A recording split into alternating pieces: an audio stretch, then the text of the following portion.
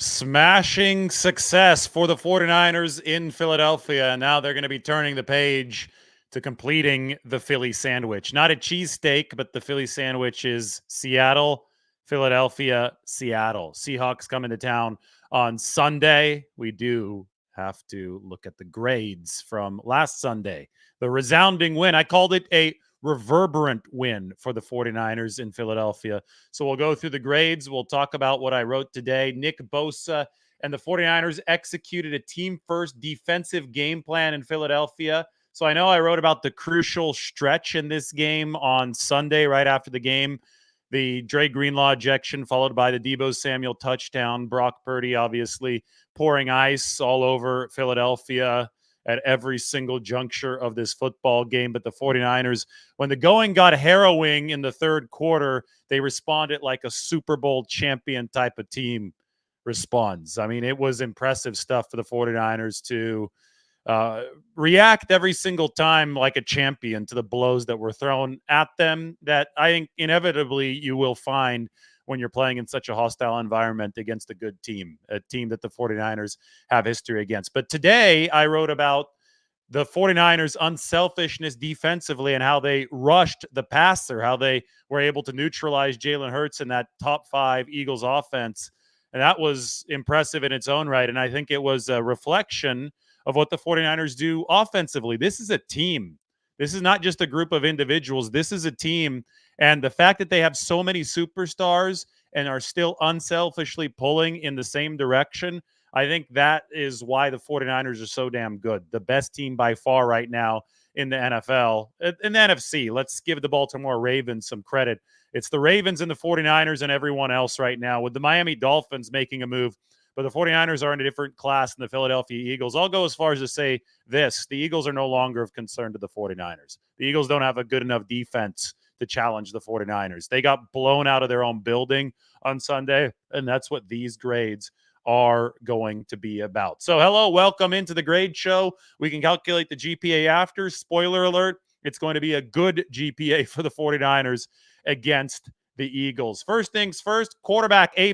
Brock Purdy is your NFL MVP favorite. I've been saying it since week 3 or week 4. I'm glad everybody else, except for those who don't know the game, are finally on board. I mean, it was obvious early in the year that Brock Purdy had taken a massive step up in terms of his anticipatory throwing ability.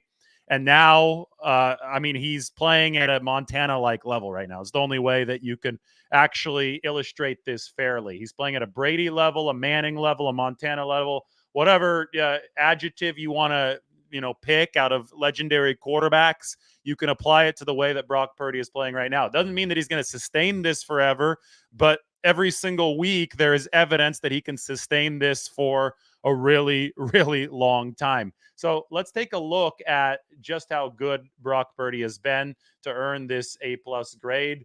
It's every single week we put some of these graphics up, and every single week Brock Purdy's lead as far as being a complete outlier where you want to be an outlier grows. This is EPA per play on early downs on the x-axis, EPA per play on third and fourth downs on the y-axis. Purdy at the top over here, top right. Dak Prescott, who has thrust his name into the MVP consideration now, has been a little bit more efficient on third and fourth downs. But what Brock Purdy is doing on early downs is destroying everyone else, and he's at the very top right of this chart. This right here in front of you, every single piece of data indicates that Brock Purdy should be the clear favorite for MVP, and he is now the betting favorite for MVP. But every single piece of data, every single statistic, every single piece of tape too, but everything indicates the same thing about Brock Purdy being at the top of the heap. This right here on the screen is probably the strongest of it all, because this charts the 49ers pass protection versus Purdy's efficiency this year. And as you can see, the 49ers pass protection has not been good on the aggregate. I think they were a lot better against Philadelphia, and I'll get to the offensive line in a little bit. But on the aggregate, they've got below average pass protection, which is why Purdy's dot is to the left of the league average. There's only a few quarterbacks who have had worse graded pass protection than Brock Purdy. Yet he has been by far the most efficient quarterback in the league despite that pass protection. So, I mean, you look at stuff like this and your jaw just drops. Brock Purdy has been that good. Here's another one. This is offensive grade by PFF on the left right axis, so the x axis, and then efficiency up and down. So even by PFF's metrics, which tend to not be as friendly to 49ers quarterbacks, I couldn't tell you exactly why, because the PFF methodology with quarterbacks I think is a little bit simplistic. I think they do a lot of stuff well, but I think the QB stuff is a little too simplistic for the complexities of playing the position. But Purdy is still far along to the right here, and again, his efficiency is a complete outlier.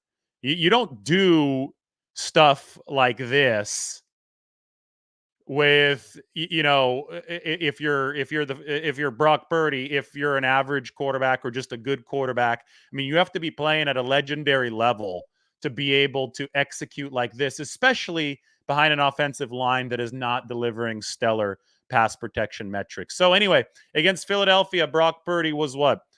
19 to 27, 314 yards, 4 touchdowns, no interceptions. He, from the very beginning of this game, and I'm talking even the first 2 drives that obviously the 49ers went 3 and out on, you could tell that Brock Purdy had taken that next step since his last visit to Philadelphia. 49ers ran into some bad luck on the first 2 drives. The bad luck being that Purdy's first pass was batted down. When the first pass was batted down by a defensive lineman, put the 49ers into second and long and third and long against the fired up Philadelphia defense. That's exactly where the Eagles wanted them. They're able to pin their ears back, and they took away the 49ers plays. The second drive, I think they ran to Deebo Samuel on first down. It was a loss. Again, put the 49ers behind the 8 ball. Philadelphia got to pin their ears back on second and third down. Didn't end up the way the 49ers wanted to do. They needed to get ahead of schedule. They didn't. They went 0 for 2. 2 plays is not a large enough sample size to say that the game plan was bad or that Brock Purdy was performing poorly. When you look at the actual details, it was bad luck. He got a throw, bat it down at the line of scrimmage. But even over the course of those 6 plays, there were 2 instances where the Eagles had their ears pinned back and Hassan Reddick was bearing in on Brock Purdy from the edge, which is the same exact scenario in which Brock Purdy got hurt last season. And instead of taking the hit or taking too long to get rid of the ball or bailing to his left into an inefficient throwing position, Brock Purdy was able to step up in the pocket to evade Hassan Reddick. And when I saw Brock Purdy step up in the pocket, when I saw that he had the anticipation, the pocket presence, the wherewithal, the confidence to step up in the pocket, even with Hassan Reddick roaring at him against that right tackle position, I knew that Brock Purdy was ready to dominate the Philadelphia Eagles. I knew it was just a matter of time. I knew that all the 49ers had to do was start clicking offensively on first down. Once they were on schedule, the Eagles defense wasn't good enough to stop them. The Eagles, they fired all of their bullets on those first 2 drives, and they had like 2 bullets. They had 2 bullets. They ran out of bullets, and then the 49ers dominated them. 6 straight touchdown drives, and that was orchestrated by Brock Purdy. 6 straight touchdown drives for the 49ers. That's something that the 49ers offense hasn't done since 1992. 1992 was an MVP year for Steve Young. It hadn't happened in the NFL since 2019, since the Baltimore Ravens did it. That was an MVP year for Lamar Jackson. So Brock Purdy is the leader, period. He has been the leader for a long time. I've been saying it for a while here. I've been consistent. I've been correct. I will continue to be correct. If Brock Purdy plays the way that he is playing right now and he extends that throughout the course of the season, and we're damn near the course of the season now. We're already on December 5th. Brock Purdy will be the 2023 NFL Most Valuable Player. Not just because of the numbers, but because of the tape. I mean, on tape, he has ameliorated the one glaring weakness from last year, and that was bailing from pressure on the right side to the left or not bailing in time, not stepping up in the pocket. He is playing with elite anticipation now. The throw to Christian McCaffrey on that little wheel route, but it was kind of an out and up and instead of just a straight wheel. That throw was delivered before McCaffrey had made a single move against the man covering him. It was a linebacker in coverage. McCaffrey made the out cut, and then he made the out. Then he made the up cut, and Brock Purdy put that football into a spot where it was waiting for Christian McCaffrey. Before he even, he released it before McCaffrey made either of those two moves or even cleared the linebacker. That is ultra high level stuff. Purdy makes it look easy. Anybody who's knowledgeable about the game is not downplaying this. And as evidence, I submit to you somebody like Kurt Warner. Brock Purdy is throwing for over 9 yards an attempt. The NFL record since the merger is Kurt Warner at 9.9 yards per attempt. Purdy's, I think, above 9.5. He's not far from what Kurt Warner did with the Greatest Show on Turf Rams. And Kurt Warner is not downplaying what Brock Purdy is doing. As far as adjusted net yards per attempt, as far as NFL single season records, the only two numbers above Brock Purdy, and this includes sacks, interceptions, and touchdowns. This is actually the one number that's most correlated with the NFL MVP award. Only 2004 Peyton Manning and 2011 Aaron Rodgers have put up better adjusted net yards per attempt numbers over a full season than the number that Brock Purdy is putting up right now.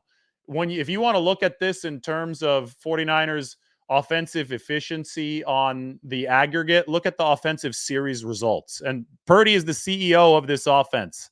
I mean, as quarterback, he's got to make sure that everything is flowing efficiently. And when we look at the position by position stats for the 49ers, you will see that Purdy is distributing the ball at a level of efficiency that's unheard of, because you're balancing so many competing interests, and he's making it all sing. But this is, and Ben Baldwin made this. Christian McCaffrey was the rightful 2015 Heisman Award winner. Ben Baldwin makes such great graphics online, and yes, I agree with him.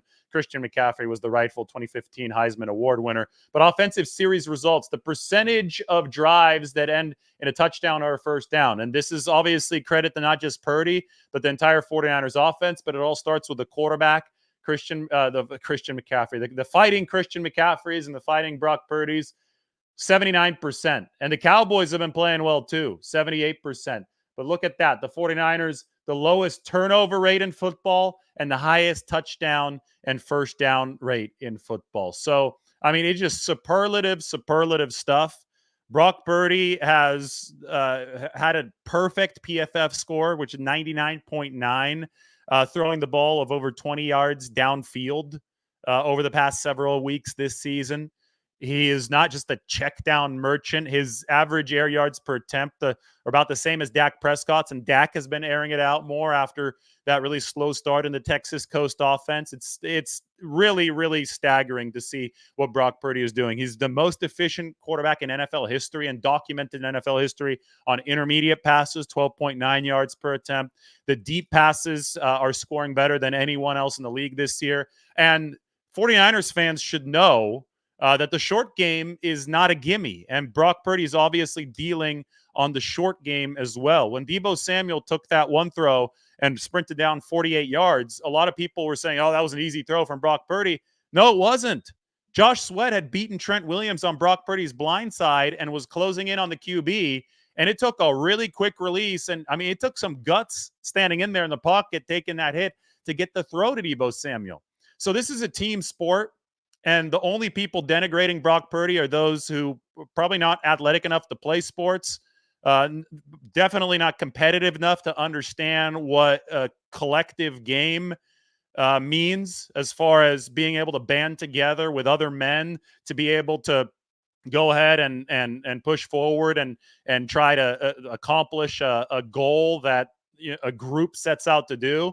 So the only denigrating that I hear of Brock Purdy is reliant on trying to assign credit solely to somebody else. And that's just not how football works.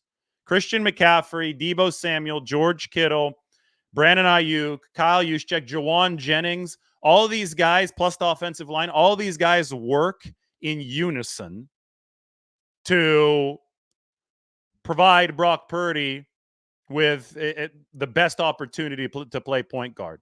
And that's the same exact thing across every single NFL team, except with different names. You're all trying to play as a team. Everybody has a system. Every single quarterback is a system quarterback.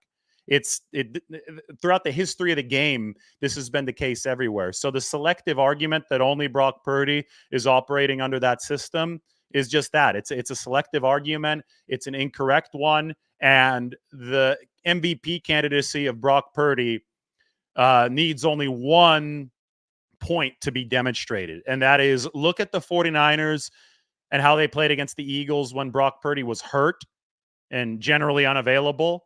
And look at the 49ers against the Eagles in a 42-19 win when Brock Purdy was healthy. The one changed variable there was the health and availability of Brock Purdy. So by definition, quarterback is the most important position on the football field, or the most valuable position on the football field. And by the results, Brock Purdy is delivering at a level that no other quarterback is delivering this season. It is as simple as that. All right, we spent a lot of time on quarterback. Let's move on to running back, where I think Christian McCaffrey is well on his way to Offensive Player of the Year honors. McCaffrey, near 100 yards rushing again. He's over 1,000 on the season. There's no other running back over 900. Derrick Henry and Raheem Mostert are 2 and 3. They're in the 800s. Christian McCaffrey is over 1,000. So congratulations to him, the rightful 2015 Heisman Trophy Award winner. McCaffrey's also making NFL history. He now has, after the rushing touchdown that we saw against the Philadelphia Eagles, he's reached 50 career rushing touchdowns, and he's also surpassed 25 career receiving touchdowns. McCaffrey joins Lenny Moore and Marshall Faulk as the only player in NFL history to log at least 50 receiving touchdowns and at least 25 rushing touchdowns. He has been certifiably awesome. Again, Offensive Player of the Year, I think incoming. I think you can make an argument that Christian McCaffrey is the best player on the 49ers. That's not to be confused with the most valuable player on the 49ers, but he is a future Hall of Famer. We are seeing history in front of our eyes with Christian McCaffrey, and we could quantify just as how good he's been there. The x-axis is the percentage of carries exceeding expected yards, and the y-axis is rushing yards over expectation per carry. So we're trying to isolate running back performance from what their O-line is doing in front of them. Christian McCaffrey is way to the right and up in the corner with a big dot. So that's a big sample size for Christian McCaffrey. That's where you want to be. Just his slipperiness and his ability to make something when nothing is there. But don't get me wrong, the 49ers run blocking has been good this year, and I think that they definitely do deserve some flowers for how the pass protection improved against Philadelphia. But the run blocking has been good throughout. We saw Spencer Burford's training to make some plays that he wasn't making earlier in his career, but especially running to the left side behind Trent Williams, George Kittle, Charlie Werner too. Some of those combo blocks that the 49ers sprung with all those guys and Aaron Banks. Christian McCaffrey is the best back in the league as far as taking what's there from the schematic standpoint, blocking wise, and maximizing the yardage there. Deebo Samuel is a freight train. He's got a linebacker's body, but a burner's speed, and a lot of it is straight line stuff for Deebo Samuel, that acceleration, and then it's just business decisions for opposing linebackers and especially defensive backs to get out of the way and just be a little half-hearted in their tackle attempts. Christian McCaffrey is a different style of runner. He's got more shiftiness. He obviously has better vision. There's a reason why Christian McCaffrey's natural home position is running back and Deebo Samuel's natural home position is wide receiver, but they're both interchangeable. But the main reason for that is that Christian McCaffrey's got more deftness there near the line of scrimmage. That being said, he still is the 49ers' best short yardage running back. He's still putting defenders on their asses multiple times a game. When somebody tries to tackle Christian McCaffrey, it's not Christian McCaffrey who's on his back, it's the tackler who's on his back. So again, you are watching a future Hall of Fame talent in Christian McCaffrey, and he's executing what he's executing through not just the run game, but through his dominance in the receiving game as well. And the best example was the play that I talked about a little bit earlier, McCaffrey and Brock Purdy connecting on that, sensational anticipation route. McCaffrey and Purdy had actually talked about making an adjustment to that route on the sideline right before the 49ers took the field for that drive. I don't think that a lot of people understand how difficult it is to discuss a schematic adjustment in football on the sideline and then execute it on an NFL field to perfection blindly, right? Because that throw was made before McCaffrey came out of his break, to execute that without any practice. But McCaffrey and Purdy are that special. That's what we're seeing right now. And every single piece of data shows you just how special the production is for this 49ers offense. All right, let's move on to tight end, because this right here, I told you about the distribution that we're seeing from Purdy to all of the 49ers weapons. Look at yards per route run for tight ends this year. So this is going to be efficiency for players in the receiving game. Number one is Travis Kelce of the Chiefs, who's the Chiefs' primary weapon, right? I mean, Mahomes is dealing with a lot of garbage there in Kansas City as far as weaponry goes. George Kittle is just right behind him at number two. Kittle's number two, despite the fact that the 49ers have McCaffrey, have Deebo Samuel, have Brandon Ayuk, who, by the way, we're going to get to him. He's putting up Julio Jones-type yards per route run numbers. They have all these weapons, yet George Kittle is still getting fed enough to be number two in yards per route run. So that's a credit to George Kittle. It's a credit to Brock Purdy. That's a credit to Kyle Shanahan. The 49ers have lethally found the balance to get the ball to all their skill position players. We've seen 100-plus yard games for George Kittle. We've seen 3 touchdown games for George Kittle. We saw this the other day, which was 4 catches, 68 yards against the Philadelphia Eagles. But the main part of the 49ers game plan against Philadelphia was to leverage the Eagles' over-aggressiveness against them. The Eagles are the number 21 defense in the league now. They are no longer a threat to the 49ers. But the defensive line is good. It's the back seven that is atrocious for Philadelphia. I mean, it was an embarrassment what they put on that field. The Philadelphia media, they can't believe that their defensive backs that they're covering over there are even on an NFL field. And it was hard to believe for me on Sunday. The reluctance to tackle. The linebackers were slow. The linebackers weren't skilled in coverage. But the defensive line was good, and it was really aggressive. What the 49ers did is they took that aggressiveness, and you might even say over-aggressiveness that the Eagles were showing, and they just turned around and used it against them. And remember that the Eagles used over-aggressiveness against the 49ers last year, and it paid off. They knocked Purdy out of the game, and then the game was over. So you can't blame them, because the 49ers are so much better than the Eagles in space. The one Eagles path to victory in the NFC Championship game was to knock Purdy out of the game, was to just go gung-ho at the quarterback with your edge rusher, even in a play-action situation where the 49ers could potentially be running the football. The Eagles were willing to roll the dice with Hassan Reddick in the NFC Championship game, and it worked for them. They rolled the dice again against the 49ers in Week 13 with Reddick, and it didn't work. And the best example was the play on which Hassan Reddick crashed hard, dead set on Purdy, but it was a chip block from George Kittle that actually allowed Hassan Reddick to continue along, and Purdy just found George Kittle on the screen pass, and he bolted downfield. So the 49ers ran the scheme to perfection against Philadelphia. 6 straight touchdowns tells you all you need to know about this game from a production standpoint, and you look at what they did from a schematic standpoint, and it was essentially just burning a Philadelphia defensive line that knew that it didn't have a strong enough back seven behind it to cover the 49ers. And as soon as San Francisco was able to get some positive gains on first down, it was putty in their hands. And it will be putty in their hands if they have to play Philadelphia again. There's nothing that the Eagles can do to stop the 49ers. And signing Darius Leonard, the linebacker, who's coming off back surgery and is a shell of his former self, is not going to do the trick for Philadelphia. I said it yesterday. I could say it again. Even if the 49ers have to go into Philly, barring a weather game, and I guess that's, something that's out of everybody's control, but barring a weather game, Philadelphia will be hard pressed to hold the 49ers under 40 points. That's how much of a mismatch we saw on the field on Sunday. And part of that mismatch was the adaptability that George Kittle brings playing tight end. What the 49ers did is that they forced the Eagles into nickel.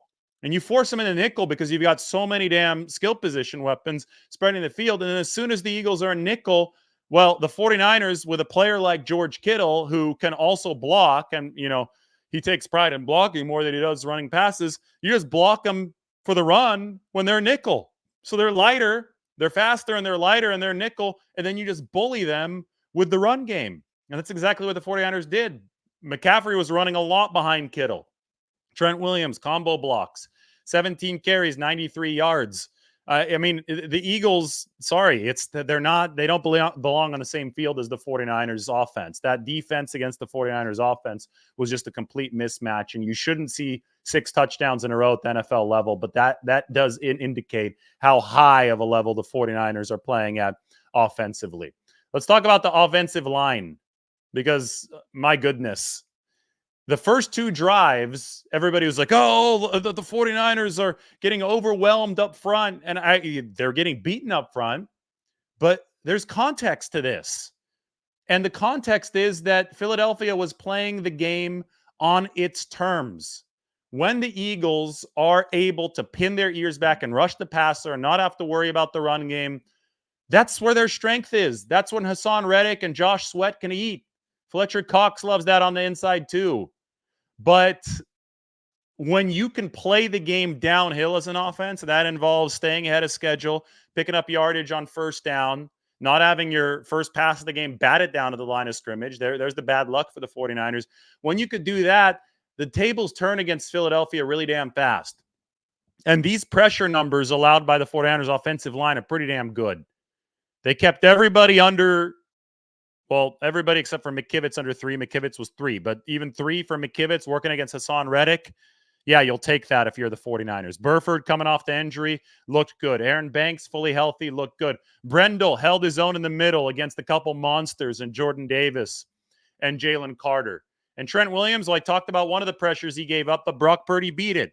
If Brock Purdy is playing at the level that he's at right now, overcoming some shaky offensive line play, then the 49ers are unbeatable, right? All I have to do is deliver good offensive line play, and then nothing can touch Brock Purdy, because he's succeeding even when the offensive line play has been shaky in front of him. So for perspective, look what the Eagles gave up against the 49ers, and we'll get to the 49ers defense in a bit. Jordan Mailata, the left tackle, gave up 10 pressures. Lane Johnson, a perennial all-pro right tackle, gave up 5. More than McKivitz, more than Burford, more than Banks, more than Brendel, more than Trent Williams. Put this 49ers offensive line, this is what this game said, put this 49ers offensive line in a position to succeed. And that means using the lateral run game or using whatever you have schematically to set up the run with the pass, right? On early downs, early in the game, tilt that playing field downhill, and then the 49ers offensive line can roll. There is no O-line in the game that's good at playing uphill, by the way. But the 49ers are so designed to play off of that play action, and they're so designed to dominate in setting that up with the lateral run game, that it is important to nail a couple of those plays early. And in this game, they weren't able to do it, and the Eagles played some nice ball control in the first quarter, and the 49ers only had 6 plays in the first quarter. But once they got rolling, and the big play to make that happen was the deep out on 2nd and 15 to Brandon Ayuk, and then the third down conversion to George Kittle. Once the 49ers got that rolling, this offensive line took off. And this offensive line proved that it could hang with that Eagles defensive line. And, on a bigger level, the 49ers proved that I don't want to say they would have beaten the Eagles last year. I don't know. I think it would have been a very close game, because I think Philadelphia was a lot better in that NFC Championship game. But the 49ers did prove that the NFC title would have been very different had Brock Purdy been healthy. Had the 49ers been able to play that game according to serve, which they obviously weren't able to do without a healthy quarterback, they had several advantages over the Eagles. And I think the offensive line showed that even that position would not have been outclassed had they been able to field the healthy quarterback back there. And, a lot of the progress the 49ers made from last season to this season is rooted in the fact that Purdy is throwing with more anticipation. He's not setting himself up for an injury anymore because he's not releasing the ball on time to Brandon Ayuk on the corner route, which is what happened against Hassan Reddick and the Eagles last year. That's why I said those first 2 drives were so telling for me, that Purdy was able to evade Hassan Reddick. And I said, okay, as soon as the 49ers get on platform, they're going to destroy Philadelphia's defense. And that's exactly what happened. I'm sure you're all waiting for the receiver grade, right? And Deebo Samuel. Well, I don't think that you're going to be surprised at all with what it is. There you go. A+. Deebo, 4 catches, 116 yards, 2 touchdowns through the air. And then he also rushed 3 times for 22 yards and a touchdown on the ground. That rushing touchdown was a great example of capitalizing on and making Hassan Reddick pay for his over-aggressiveness. They ran the reverse. Reddick goes after Brock Purdy, kind of just like the Kittle chip and screenplay, right? Reddick is rushing like a chicken with his head cut off in one direction. 49ers capitalized on that running in the other direction. Eagles defense was a one-trick pony. They were edge rushers, aggressive edge rushers. That was it. And the 49ers outfoxed them going to the outside. But this was elite level stuff from Deebo beyond just what he did physically on the field. The 49ers showed up in all black. They claim on the surface that this was not intentional, but they can't keep a straight face while saying that. So I tend to think that it was intentional, that Deebo Samuel, Trent Williams, and others showed up in all black. They were ready to put the Eagles through a funeral. And then, there was a lot of talking coming from the 49ers over the course of several months, especially from Deebo Samuel and Brandon Ayuk, who I believe also showed up in black. There was a lot of talk about how the 49ers would have blown Philadelphia out in that NFC Championship game had Purdy stayed healthy. And it ruffled a lot of feathers. Feathers, get it? Eagles. But the 49ers, in the game of put up or shut up, put up on Sunday. And it was Deebo Samuel in particular that put up. And Brandon Ayuk, he talked a lot too. He scored the first touchdown to give the 49ers a lead that they wouldn't relinquish. So Nick Bosa said it best. And Bosa said it in my article that came out on Sunday. And I'm going to read the quote to you right here. I put it at the very end. I think he's the epitome of unselfishness. 49ers defensive end Nick Bosa said of Deebo Samuel. He got paid, and obviously that comes with a lot of pressure to be the guy. And when you have so many dudes, you're not going to get those opportunities very often. But I love the fact that he can talk and set the stage and walk into a hostile environment and just thrive. That's what greatness is made of for sure. Those of you who know Nick Bosa and the way that he speaks know that he's all about the economy of words. I actually have borrowed that line from John Lynch, who so aptly described the way that the star defensive end communicates. So the fact that Nick Bosa went on that long descriptor of Deebo Samuel and said that's what greatness looks like, the ability to talk the talk and then walk the walk in the hornet's nest that is Philadelphia. That tells you everything that you need to know. Look at Deebo Samuel waving bye to the Philadelphia crowd. He's the one that the 49ers relied on to make the biggest plays and the biggest moments when things got a little bit tenuous, right? When you had the security guard incident, when you had Philadelphia score on the brotherly shove, bring this within 8 points. Deebo got the ball and Deebo accelerated. Still one of the wildest touchdowns that you'll see, as far as that's definitely not going to be a touchdown. Oh, never mind. That's going to be a touchdown. Was the 48-yarder in response to the Greenlaw ejection. When Deebo Samuel caught the football, according to NFL Next Gen Stats, he had a 0.1% chance of scoring. But then he shook off Nicholas Morrow, and then he hit the turbo button. And the way that Deebo Samuel hits the turbo button, to be able to go from 0 to 120 miles an hour at 220 pounds is something that I'm not sure that we've seen skill set wise in an NFL player before. I'm talking in league history. He is such a unique talent to bring that acceleration and speed combination. And Philadelphia, again, I talked about the back seven not being good. They just weren't ready for it. And then those guys, I mean, you see 220 pounds running at 20 miles an hour or however much it is, accelerating like that. You don't want to get in front of him, especially if you're a smaller defensive back. It's a good way to get hurt. And you see, it's a Jordan Mason last year was a similar thing for the 49ers when he was closing games. Trent Williams was joking. There are a lot of business decisions when Jordan Mason is running at you with a full head of steam. You're like, okay, maybe I'll just bow away here for a second so I'm healthy to sign my next contract. Deebo Samuel imprints the same level of fear on opposing defenses. And you saw it when Philadelphia was hardly touching him after those initial broken tackles on Sunday. He was sprinting past safeties, past cornerbacks, definitely past linebackers on his way to the end zone. Brandon Ayuk, 5 catches, 46 yards for the 49ers, including, I thought, 2 of the biggest catches of the day. The deep out pattern, great anticipation from Purdy, set up the second and well, it was 2nd and 15, and it set up, a 3rd and 3. I think it was a 12-yard gain. That was the 49ers' first positive gain of the game, in essence, right? They went 3 and out twice. They're backed up against their own goal line, and it's that throw to Purdy, from Purdy to Ayuk, that got the 49ers going. And then right before the Deebo Samuel 48-yarder that I just talked about, it was 3rd and 7, and Purdy threw an outside the numbers, deep out throw to Ayuk, perfectly placed, who caught it at the sideline. Of course, there was the touchdown to the start of the game, too, the nice diving catch from number 11.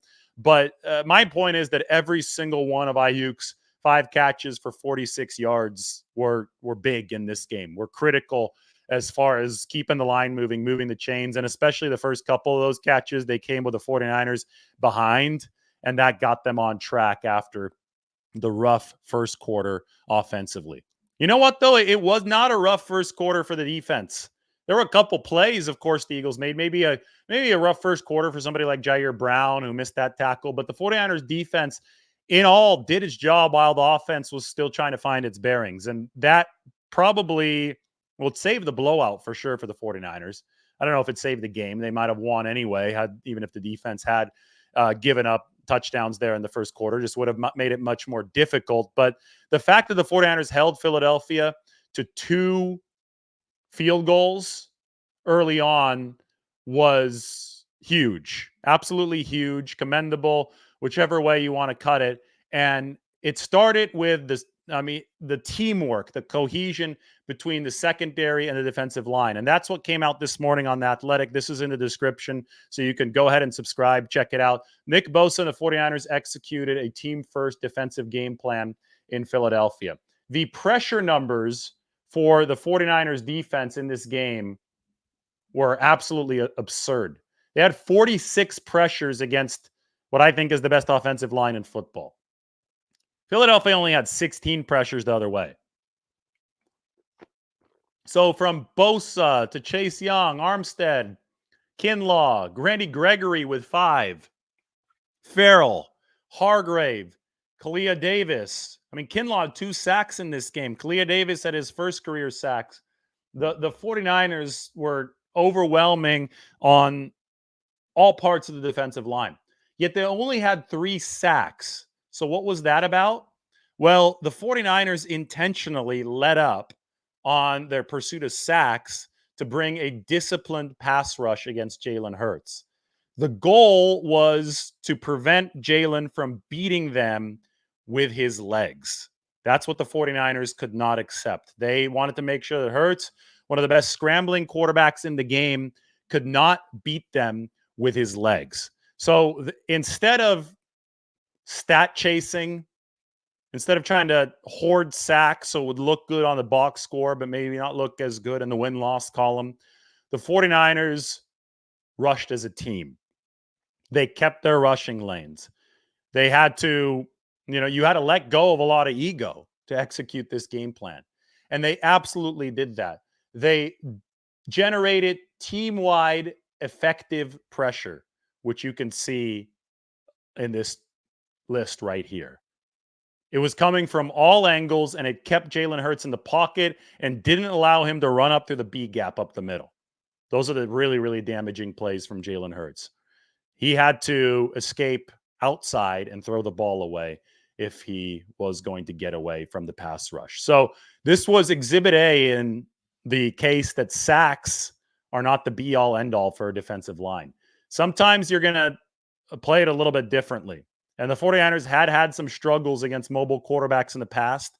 This was their formula, and it worked to defend a mobile quarterback against the Eagles. The proof is in the pudding, and the 49ers gave up only 46 rushing yards on 2.6 yards per carry against the Philadelphia Eagles.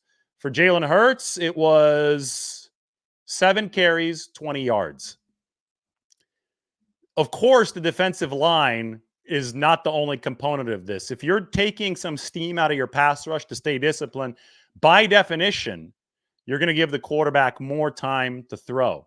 And that's why the secondary playing as well as it did meant that the 49ers plan could work. Charvarius Ward now leads the NFL with 17 pass breakups. His breakup against A.J. Brown arguably saved the game for the 49ers in the first quarter. Again, you can argue that the 49ers would have come back anyway because Philadelphia's defense was bad. But hey, those of us who watch that in real time, probably everybody watching this live right now, stuff felt tenuous, right? The Eagles were in the red zone. The Eagles had a lead. Well, they had a 3-0 lead at one point. But when Charvarius Ward knocked that ball away from A.J. Brown to prevent Philadelphia from going up more than 6, that kept the 49ers well within striking distance in this football game. Here's a stat that might blow your mind, but it's indicative of how well the 49ers back end has surged. Look at this. PFF coverage grades among NFL cornerbacks since the 49ers bye week. So this is since they made a lineup change, since they yanked Isaiah Oliver, stuck Ambry Thomas in there, and obviously started moving Diamondo Lenore from outside to inside on nickel situations with Ambry Thomas taking an outside corner spot. Ambry Thomas is the 5th highest graded corner in the game. So, Ambry Thomas is the droid that you're looking for. Ambry Thomas is the cornerback that the 49ers have been looking for. And Steve Wilks deserves a ton of credit for this.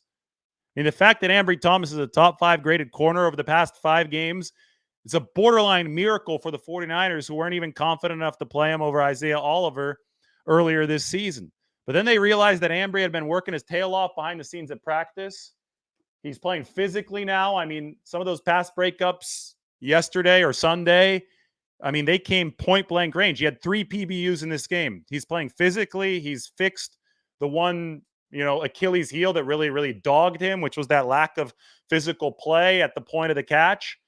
The 49ers have sealed their primary defensive weakness with how well Ambry Thomas is playing. It's given them defensive flexibility to move Diamondo Lenore inside. It has tightened up the last remaining hole in the secondary, and it's allowing this defense to play at a top 3 level again after all those struggles before the bye week. The only reason that the secondary is not an A is because the young rookie, Jair Brown, missed a couple big tackles in this game. And the 49ers as a whole missed a few too many tackles in this game. This was a weakness in the game for them. 12 missed tackles. They want to keep that number at 5 or fewer. And in general, over the course of their wins, the 49ers have. The fact that they went in there and completely destroyed Philadelphia despite missing 12 tackles, including 2 from Jair Brown, taking a bad angle on the other Brown, on A.J. Brown, that shows you just how good the 49ers are. But here's the thing about Jair. His coverage has been good so far this year. He's not been bad in coverage. He's just taken a couple bad angles, and those bad angles have led to missed tackles. He was making only his 2nd career start. The guy's a rookie replacing Talanoa Hufanga. The 49ers believe, and I think they have every reason to believe, that Jair Brown is not going to be the same tackler now as he will be a month from now. He's getting used to the speed at the NFL level.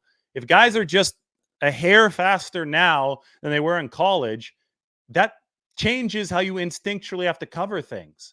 One false step to the left when a receiver is crossing over to the right in the NFL can lead to 30 more yards on a play.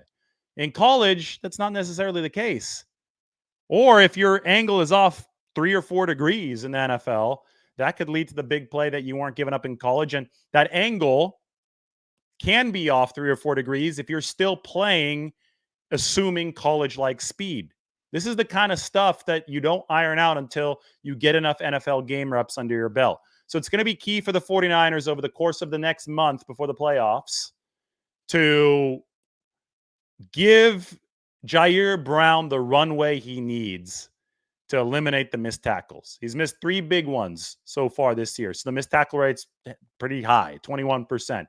But I think we're going to see it get better over time, and that's what the 49ers are counting on. But anyway, B+ for their secondary. Charvarius Ward leads the NFL in pass breakups. Ambry Thomas is the number 5 graded cornerback ever since the bye week when he entered the lineup.